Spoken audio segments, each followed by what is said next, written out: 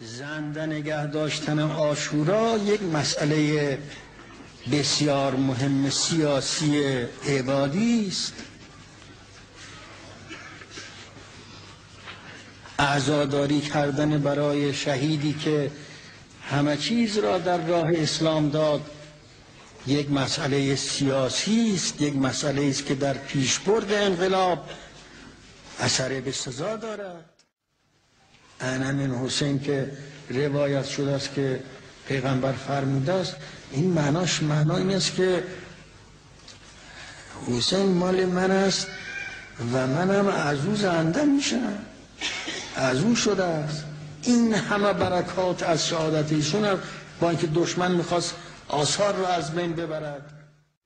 ما ملت گریه سیاسی هستیم، ما ملتی هستیم که با همین اشک‌ها سیل جریان میدیم و خورد میکنیم صدهایی را که در مقابل اسلام ایستاده است. و این دستجات عزیز عاشوراست که مردم را به هیجان میارد و برای اسلام و برای حفظ مقاصد اسلامی مهیا میکند. در این امر سستی نباید کرد.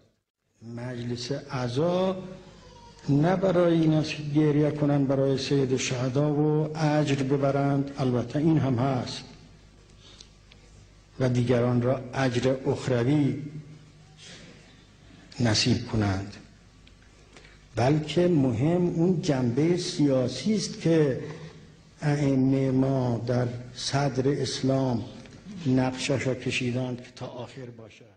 شما گمان نکنید که اگر این مجالس اعضا نبود و اگر این دستجات سینه‌زنی و نوحه سرایی نبود 15 خرداد پیش می آمد. هیچ قدرتی نمی توانست 15 خرداد را اونطور کند مگر قدرت خون سید الشهدا. هیچ قدرتی نمی تواند این ملتی که از همه جوانب به او هجوم شده است و از همه قدرت‌های بزرگ برای او توطئه چیدند، این توطئه را خنثی کند الا همین مجالس اعضا. سید الشهدا و اصحاب او و اهل بیت او آموختند تکلیف را. فداکاری در میدان، تبلیغ در خارج میدان. عاشورا را زنده نگه دارید که با نگه داشتن عاشورا کشور شما آسیب نخورد.